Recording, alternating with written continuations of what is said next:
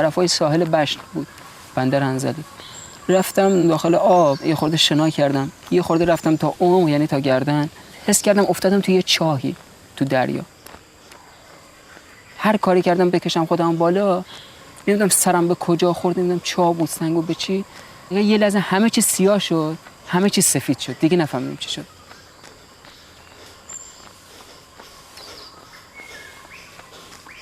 بعد از اینکه به هوش اومدم اصلا هیچ چی یادم نمیومد، نمیدونم چی شده. فقط گفتن که 2 صیاد تو رو آوردن. رفتم خونه، رفتم تو اتاقم، تا صبح نخوابیدم.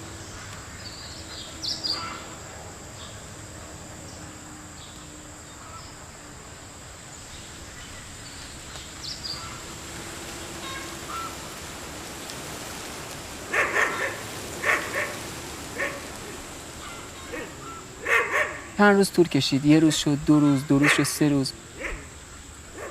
من حتی جرئت نکردم به پدر مادرم بگم، چون میترسم بیا منو دعوا کنن، بزنن.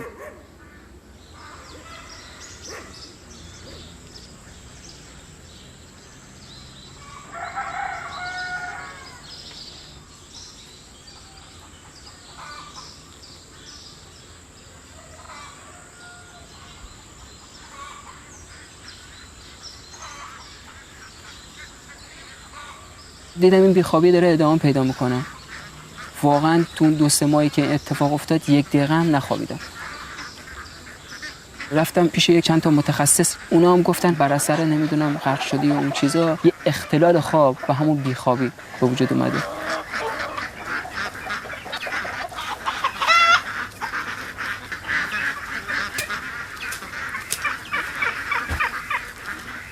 دو سال اصلا این راز تو درونم نگه داشتم. فقط فکر می‌کردم که این 1 سال، 2 سال، 3 سال، 5 سال طول می‌کشه دیگه ابراهیم عطایی تموم شه. فقط به این فکر می‌کردم. باورتون نمیشه، مثل معتادا شده بودم. یعنی بی حال بودم، بی حس بودم، حتی حوصله نداشتم خودمو صورت خودمو اصلاح بکنم. عروسی نمیرفتم، بیرون نمیرفتم. خالم اینا گفته بودن ابراهیم پسرت معتاد و قرص مصرف میکنه. بعد مادرم اومد با گریه گفت ابراهیم خالت اینا اینجوری میگن. دیدم خیلی گریه کرد، خیلی گریه کرد، خیلی ناراحتی کرد. شب رفتم تو اتاقم فکر کردم و گفتم خدایم دیگه منم خودم از اون وضعیت خسته شدم. گفتم باید بلندشم خیلی چیزا رو ثابت کنم با همین بیخوابی. و حتی شده به دنیا. اولین بار تو اتاقم شروع کردم به دویدن.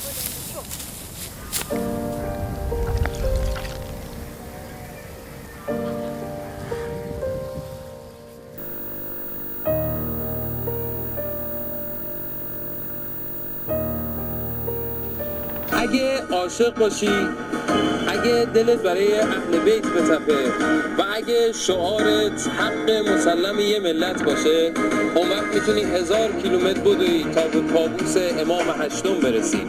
ابراهیم عطایی جوونی اهل آستانه اشرفیه است که قراره از آستانه اشرفیه تا حرم امام رضا رو بدوه.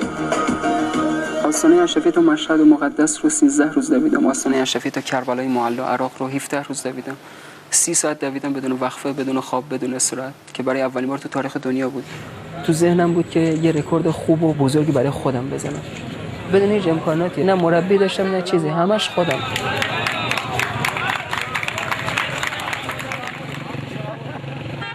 سی ساعت بدون وقفه، بدون استراحت، بدون خواب رو دویدم، ولی خب در هیچ جام ثبت نشد.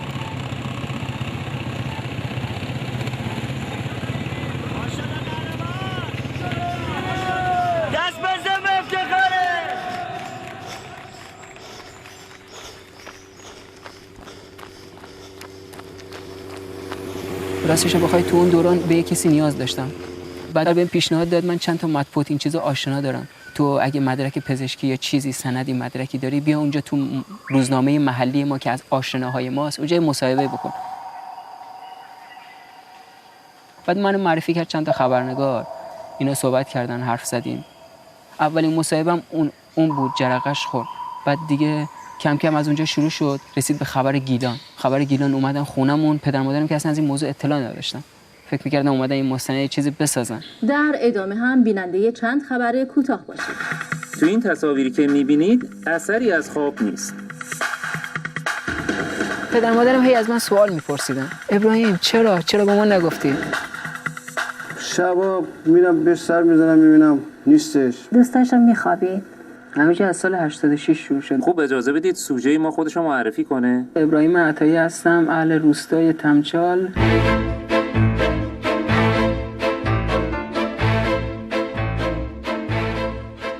از اینجا برنامه اصلی ما شروع میشه و متوجه میشید ابراهیم چرا امروز مهمون برنامه ماست. ابراهیم جان توضیح بده. 8 ساله که نخوابیدم. ابراهیم عطایی کسی که 8 سال نخوابیده. رکورددار نخوابیدن الان تو این سن و سال تو جهان نداریم. خیلی اینقدر زنگ میزن دوست داشتن دوست بشن از دنیای بیخوابی بیشتر. آره براشون خیلی جالب بود. مثلا میگفتن که چی میشه ما بیشتر با هم حرف بزنیم، با هم بریم بیرون. خیلی دعوتم میکردن. خدا شاهده.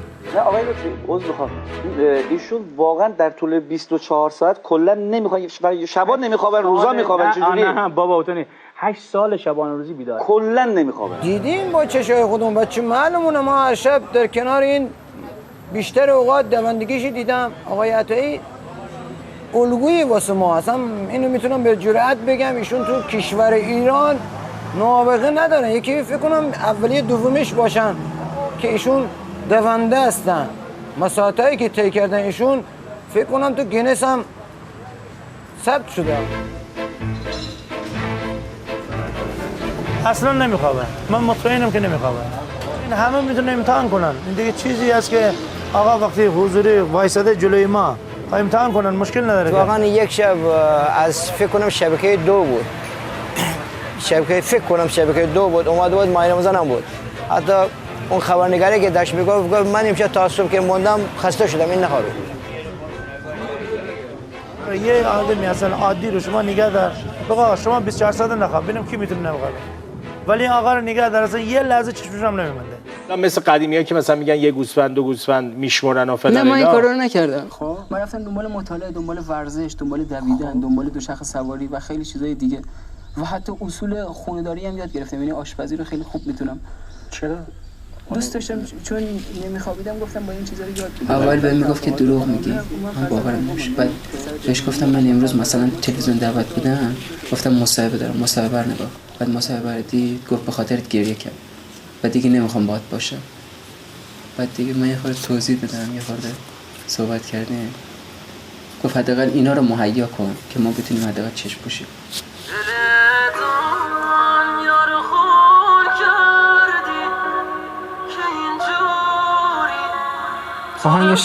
آهنگ خیلی قشنگ خونده. خدا وکیلی خودش هم فکر کنم سرطان داره.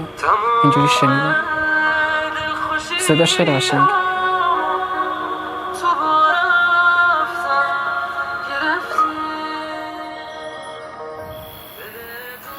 یه کسی که یه روزی خیلی دوستم داشت حاضر بود به خاطرم هر کاری بکنه.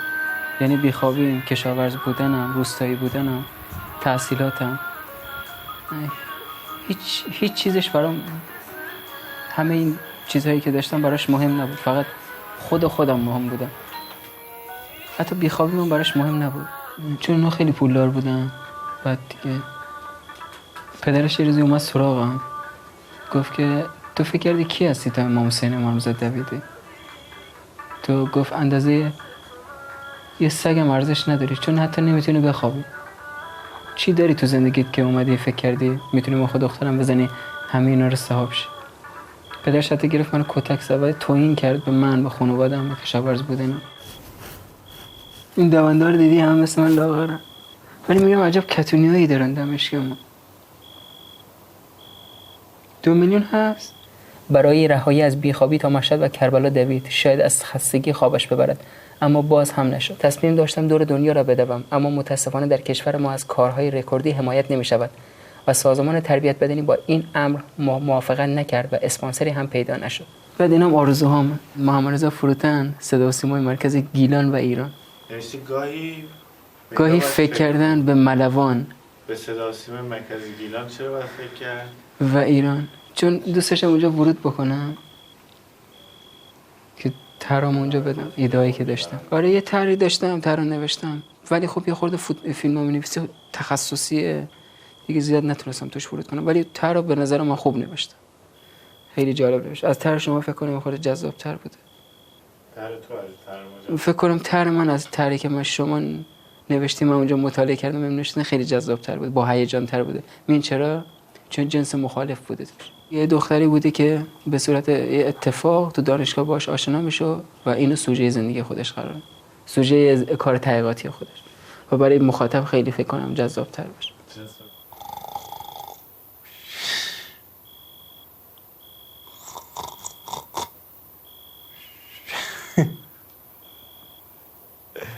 اصلا لذت نداره، مسخرش هم خنده داره. من اگه اختیارات خدا رو داشتم خواب از همه زمینی ها میگرفتم. میگن یه سیاره دیگه از آدم ها تو اون سیاره نمیخوابن، نمیدونم اونم کجاست.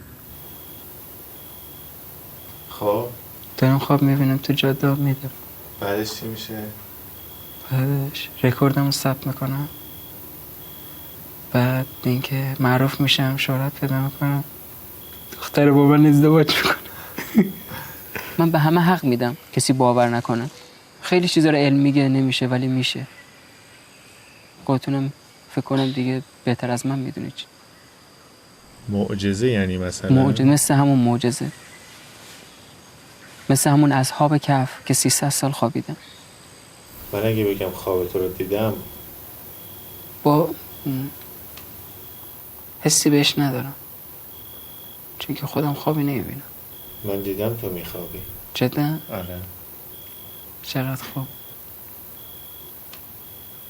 خوبه اگر خواب منو ببینی که میخوابم. نه من اون روز دیدم تو خوابیدی. دست دارم. نظرش چیه؟ دیگه حتما دیدی خوابیدم، خواب بودم دیگه. اگر دوربین میکاشتی حرفت سند میشه.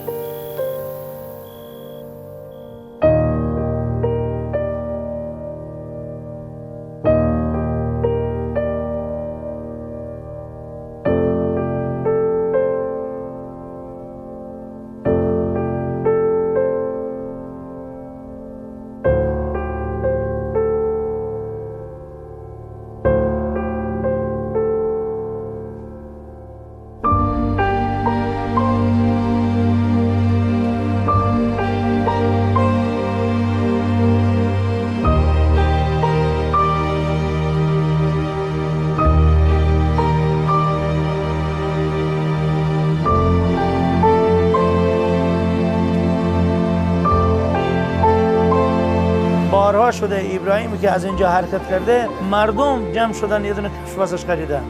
من الان دارم میگم اصلا یه حالی بعدم دست میده. ابراهیم تو را پول نداشته یه دونه آب بخوره. ابراهیمی که این بیخوابی و این تشکیلات پیش اومده همه بی پولیش بوده.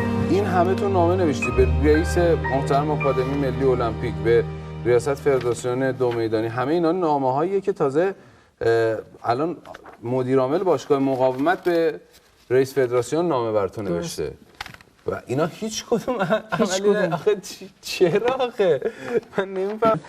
5 سال رفته فقط رشت پرونده رکورد پرونده رو داره، رکورد زده. تو مثلا تا از فرمانداری، بخشداری، شهرداری، دیگه از وزارت چی همه چی کار کرده، هیچ.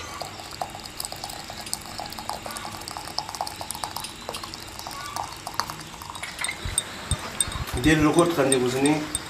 با یه انجمن پارپیرار ما گفتن که همه رکورد بزنیم، همون شما اسپانسر بده. رکورد اصلا بیخیال، یا همون رکورد بزنی شد، یا همون بودوشی شد.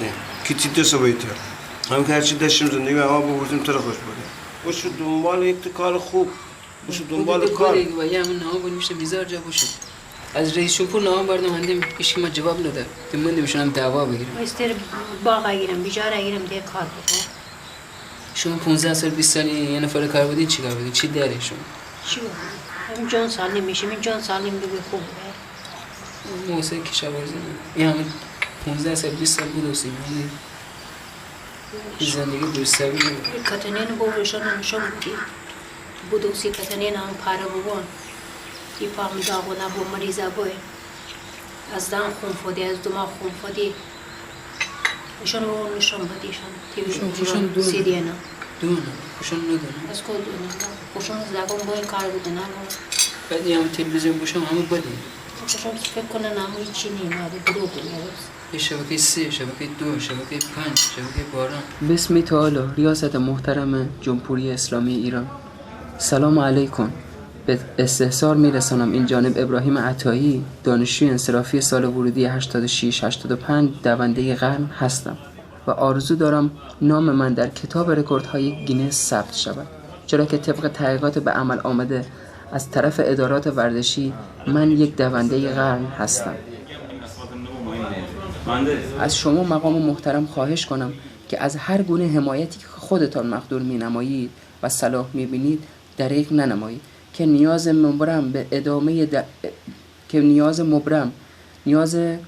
مبرم درآمد برای ادامه تحصیلات و در کنارش ادامه ورزشم دارم.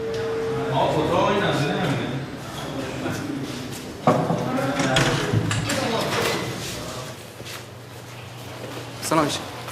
سلام. خسته نباشید. خوبین؟ ببخشید. سلام علیکم. سلام. خوب هستین؟ سلامتی؟ بفرمایید. شهردار آستانه اشرفی آقای شفیع خوش بخواهش سلامتی شما خوبی؟ کامپیوتر یعنی اتایی دیدیم درگیر کشاورزی و دیگه ما سر بزنید شما خوبی؟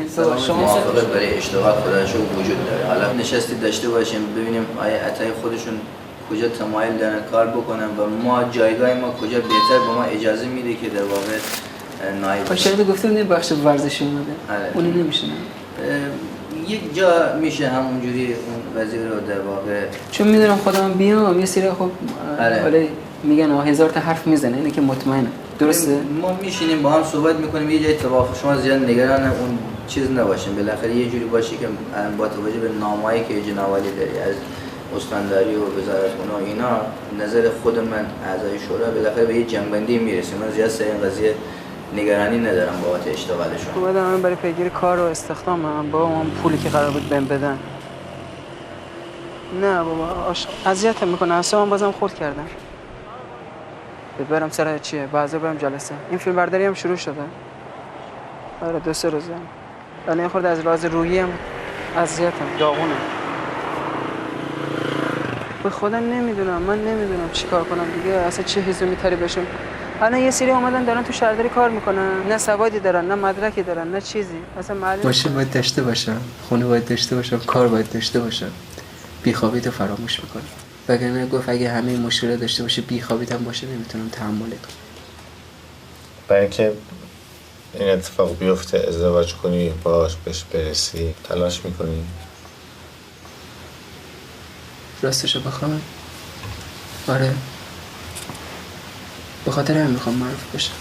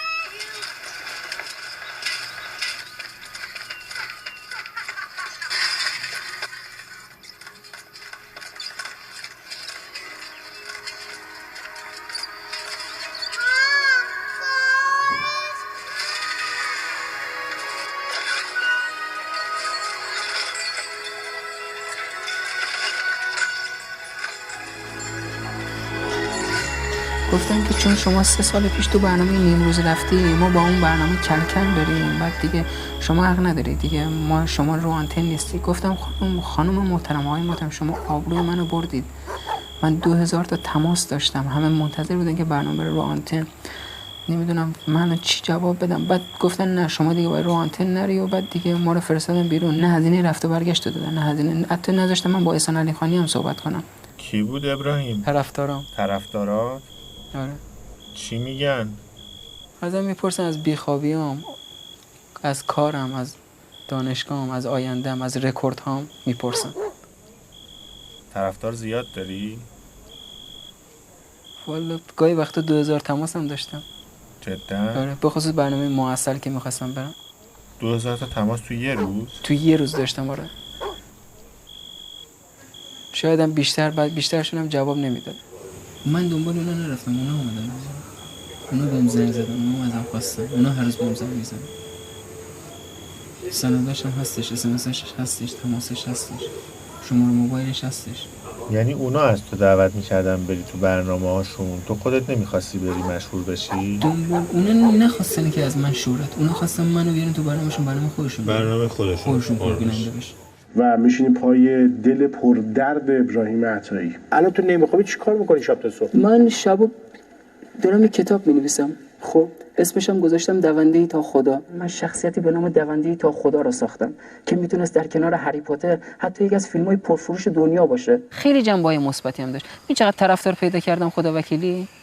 طرف دوست داره از من امضا بگیره، طرف دوست داره هر روز منو ببینه، باش برم بیرون، باش دوست بشم، باش برم ورزش بکنم. از اون دخترش گرفته تا اون پسرش. تو رو خدا امروز بیا بام بده. من خودم نه بحث کلاسم دوست ندارم برم. دنیای تنهاییمو دوست دارم. نمیگم جواب نمیدم. آره جواب میدم، اس ام اس میدم، حرف میزنم. ولی آدمی هستم که خیلی سخت پسندم و زود از آدم‌ها زده میشه. و میتونستم کاری بکنم کارستو برای کشور. میخواستم به دنیا نشون بدم که همه چیز به قد و قیافه نیست. گاهی وقتا قدای کوچیک و جسته‌های کوچیک میتونن کارهای بزرگی انجام بدن. من در مقابل همه بینندگان عزیز نیمروز، در مقابل همه مردم عزیز ایران در تمام دنیا و جهان زندگی میکنن، نمیدونم، فقط باید سکوت کنم. نمیتونم این جمله رو بگم. در دل تو بگو، حداقل ما بشنویم. امیدوارم بگو حرمت ها نگه داشته باشه و احترامات باشه، نذاریم اون فاجعه بزرگ اتفاق بیفته. منظورم همون زندگی به قوطی کبریت تبدیل نشه. این خصلت آدم آره درست قبول که وقتی سیر میشه انگار قبلا گرسنه نبود، واسه یه زندگی بهتر دعا میکردی، حالا کجای قصه ها پی خدا میگردی؟ این تو بودی که قول دادی نشیونی که فردا از کارات کنی اظهار پشیمونی. تو این بازی تو میبازی، به مولا راست میگه، نبین چند نفر که دارن جلو دلار. تفریحاتشون، مدل موهاشون، لباس پوشیدنشون، من هیچ خوشی تو زندگی نداشتم، هیچ تفریحی نداشتم مثل بقیه. واقعا این تفاوت بین من و نوجوانای دیگه میبینم، جوانای دیگه میبینم. چقدر ما بد هستیم، خدا نعمتشو داده ما بد مستیم. تنها مشکل آره اینه که ما زمینی هستیم، ولی اون مدل‌های مختلف داره دیگه برای مصارف مختلف. مولتی اسپورت ببری برای همه مصرف میتونه استفاده کنی، مثلا مولتی ویتامین میکنه. یعنی شما یه ویتامین آ میخوای، ما داریم مولتی ویتامین بهت. این حکم همون اسپورت است. منونش اومده زیر دسته، این رسمش که ما به خون تشنه تر بشیم، عشقتم که با دو چشم تر چشم در بشینه. آقا این قیمتش چنده؟ 641. چقدر گرونه. آقای کارگردان از ما اول خواستن که بیام اینجا پیش شما که ببینیم، شک کردن که میخوابیم یا نمیخوابیم در مورد این موضوع. شما نظرتون چیه الان؟ 10 سال پیش تقریبا بود که رفتیم دریا شنا، بعد غرق شدیم. بعد 10 سال پیش. آره. بعد 15 ساله بود. آره بعد تا حالا قرص خواب اینا مصرف کردی؟ 1-2 بار. فقط بدنمو شل کرد. خوابت نبود. چی خوردی؟ اسمشون دکتر داد، اونا رو حالا نیاوردم مدارکش. خیلی وقت قبل تازگی خوردی؟ نه دیگه بعد از اینکه ورزش کردم دکترم گفت دیگه قرص مصرف نکن.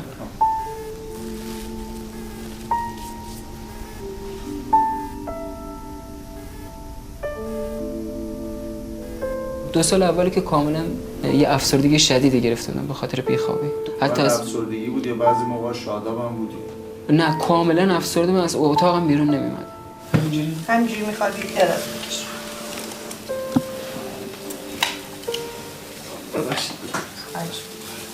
من میتونم این اتهامم به شما بزنم، شما که اینقدر ادعا دارید مثلا میگید که آقا این بیخوابیه اینطوریه اونطوریه، پس این بیخوابی هم برای شما هم جالب اومدید دنبال این قصه. نه مثال میگم اتهام میزنی که آقا من باور نمیکنم، بس این بیخوابی هم برای شما یه جذابیتی داشته که دنبال اومدید این سوژه. این همه سوژه تو سراسر دنیا، حالا دنیا رو کار ندارم، تو سراسر کشور خودمون شاید سوژهشون از منم قوی تر باشه. شما دلیلتون چی بوده که اومدید دنبال قصه من؟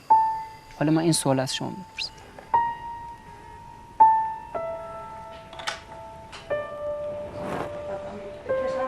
تو بکشی گرم کن؟ هر جور راحتی بکش. شب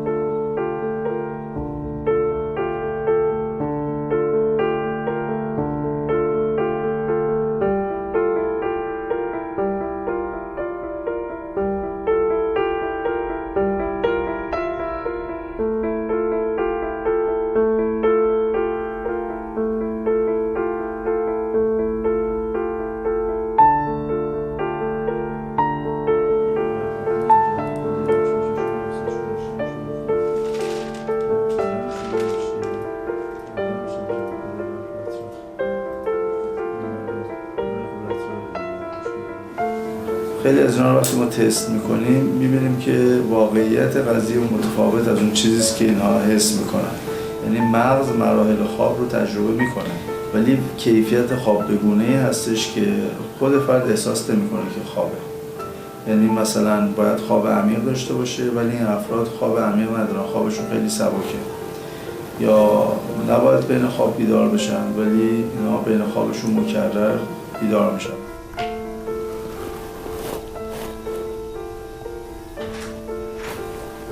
سلام.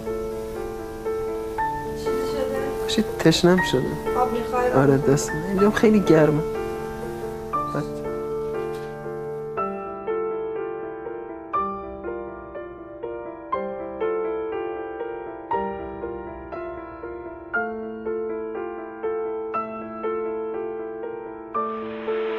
بسم تعالی از مسافران و میهمانان عزیز خواهشمندم از روشن کردن آتش در اطراف پارک جدا خودداری فرمایید.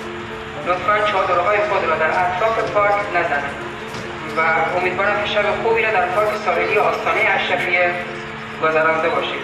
با تشکر، انتظامات پارک ساحلی آستانه اشرفیه.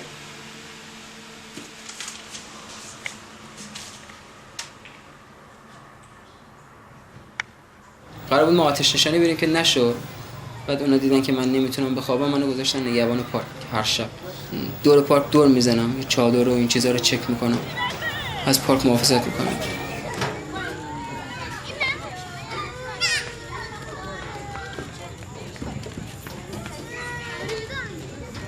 دوست دارم از اینجا برم چون من ورزشکارم، تمرین میکنم، میخوام درسمو بخونم، که میخوام رکورد بزنم و فکر نکنم اصلا رشته من یا از شخصیت من بخوره که همچین جایی وایسم نگهبانی بدم. اونم آدمایی که میان هر کی یه چیزی میگه، باشه یه شب معتاد میاد اذیت میکنه، یه شب خلافکار میاد اینجا میزنه و شخصیت من نمیخوره، چون من یه آدم آرومیم، یه آدمی که به فضای ورزشی و مطالعه و این چیزا و اصلا دوست ندارم، چون حالم که نمیخوام دوست ندارم از بیخوابم، دوست دارم از بیخوابیم حداقل تو مسیر درست استفاده بکنم. ابراهیم ما میخوایم بریم، اگه میای بیا بریم.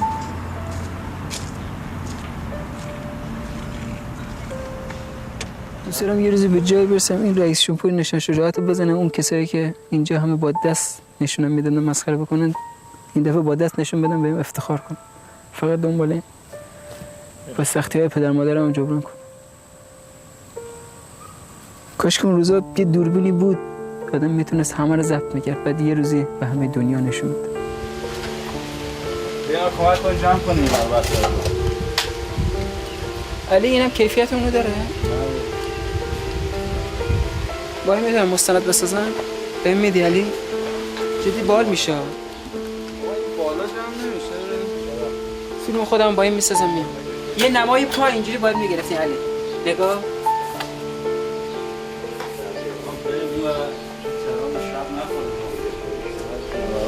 ابراهیم نما رو چجوری باید میگرفتی؟ که دارم میدوام خب دوربین اینجوری میذاشتم. قرار بود طرح خودت رو بسازی دیگه. اگه این دوربین در اختیارت بود چی میگفتی؟ آقا میکروفون رو بذار زمین، صدا رو بذار نزدیک.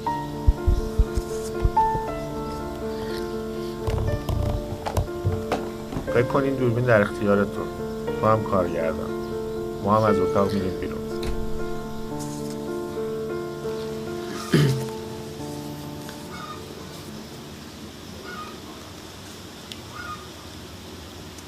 راستش من از دوران کودکی خیلی سختی کشیدیم. شاید آرزوام برای خیلی ها خنده‌دار باشن، خیلی ها بگن آقا داره شعار میده، داره همین الان خودت آقای کارگردان گفتی که داری شعار میدی، حرفات شعاری نباشه، ولی اینا شعار نیست. اینا اصلا شعار نیست. اینا واقعیت‌های زندگی خودم میدونم و با خدای خودم. هر جور دوست دارید بگید، هر جور دوست دارید میخواید فیلم بگیرید، هر حرفی میخواید هر جا بگید. شما که اون پشت دوربین نشستی داری اینجوری قضاوت میکنی، میگی داری دروغ میگی. هر چی دلت میخواد بگی قضاوت نکن. شاید یه روزی هم خودتون تو این موقعیت قرار بگیرید. و خودمو خیلی دوست دارم.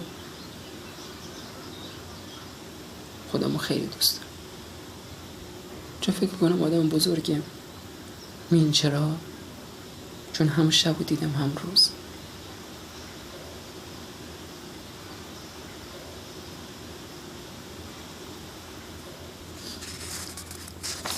همه تون نامردی، خیلی نامردی، به خدا نامردی.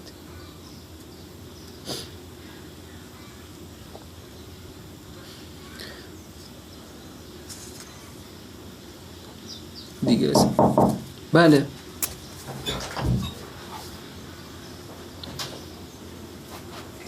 آره. کسانی رو که در طی این سالها بیشترین اصرار رو داشتن برای حضور در برنامه دعوتشون کردیم که تشریف بیارن که این برنامه بالاخره مسلط به خود مردمه.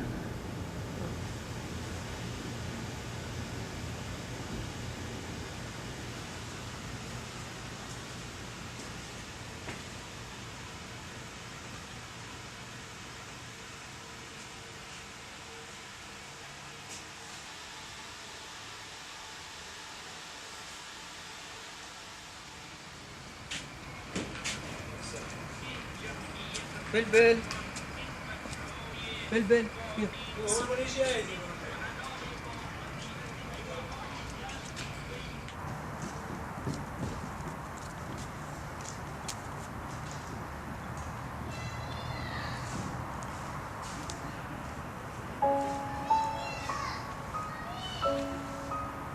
بیا بلبل بیا اینجا بینم. یه جمله خیلی معروفیه، میگن اگه مزرعه‌ای از شخ زدن ناراحت بشه هیچ وقت اون مزرعه محصول خوبی نمیده. هیچ وقت.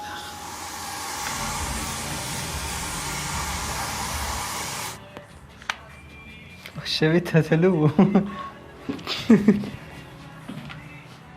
الان طرفدارم بیشتر میشه. دیوانه‌وار دیگه عاشق ما میشه. همیشه هم به خودم میگم که من مثل مزرعه هستم. اگه حرف نخورم، اگه فحش نخورم، اگه توهین نخورم، اگه کتک نخورم، هیچ وقت محصول خوبی نمیدم. هیچ وقت به جایی نمیرسم. اگه اسپانسر پیدا شد، 2 تا رکورد قراره بزنم، حالا برای خلیج فارس و محیط زیست و حالا گینس هم دوباره میخوام بزنم. بعد اینکه تو این برنامه میخوام بگم که چند تا دیگه رکورد زدم دیگه بزنم کنار، به صورت حرفه‌ای رکورد ازدواج کنم و دیگه تشکیل خانواده بدم. یه خونه، یه ماشین دست پا بزنم، زندگی کنم، تو آرامش دیگه باشم. دیگه چون خسته شدم. بعد اینکه شاید هم حالا یکی دیده بشیم و دوباره حرفامو بشنوه، یه مسئول یه کسی بشنوه، یه کار خوب پیدا کنیم و دیگه درآمدزایی بکنیم. از اون نگهبانی خسته شدم. و یه باشگاهی بزنم و تمرین کنم و برای خودم اونجا تمرین بدم، آموزش بدم به بچه‌ها. دویدن. نه نباید دیگه، بسته هرچی مشروع شده بسته دیگه، اجازه نمیدم با خدا نمیدم دیگه، نباید از خونه بره بیرون دیگه، بسته. بالاخره اون موقع سخت بود، الان قرض غلام میکنیم درسش بالاخره ادامه میده. دوستش هم با یه باشگاه قرارداد ببندم، 500-600 میلیون بزنم به جیب، یه خونه، یه ماشین جمع جوری بکنیم، برای بابام یه ماشین خوشگل بخرم چون ماشین خیلی دوست داره. مامانم بفرستم آقا کربلا مکه یه خورده براش طلا بخریم. دیگه هم نمیخوام اینجا براش اینجا نمیخوام دیگه سر باغ کار کنه، دوست ندارم برای دیگران کار کنه. دوست دارم بهش بگم حاج خانم یه خورده طلا بپوشه، یه خورده، چون من خدا دیگه شکست داشتم و باید دایشم بفرستم باشگاه و برای خودم یه ماشین خوشگل بخرم. ما سوال پیامکیمون به دلیل حضور ایشون این هستش که بیشترین رکورد بیخوابی یعنی نخوابیدن شما چند ساعت بوده یا چند روز بوده یا چند وقت بوده و چرا؟ پیامکاتون هم تو قسمت‌های بعدی میخونم. ابراهیم جان سلام. منم سلام عرض میکنم خدمت شما و همکاران عزیزتون. الان دیگه باید 10 سال شده باشه. 3265 شد. 3265 روز. یه روز میشماری، درسته؟ دیگه باید شمرد.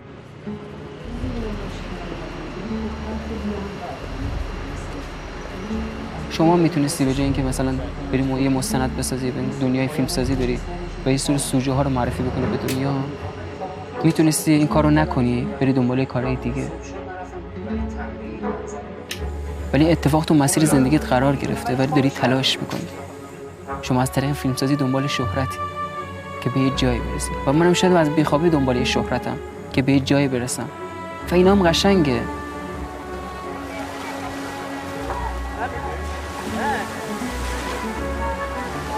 وقتی شما یه قصه رو میسازی برای دنیا، همه دنیا اونو میپسندند، یه سری آدم ها غمگین میشن، یه سری آدم ها باهاش میخندن، یه سری باهاش گریه میکنن، یه سری اونا رو باور نمیکنن، یه سری اونا رو باور میکنن، یه سری از طریق همون قصه زندگیشون عوض میکنن.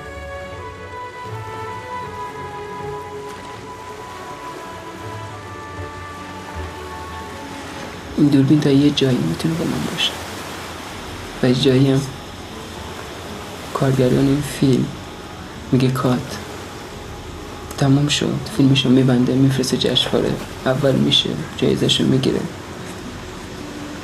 ولی قصه من ادامه داره بعد از اون کاتم.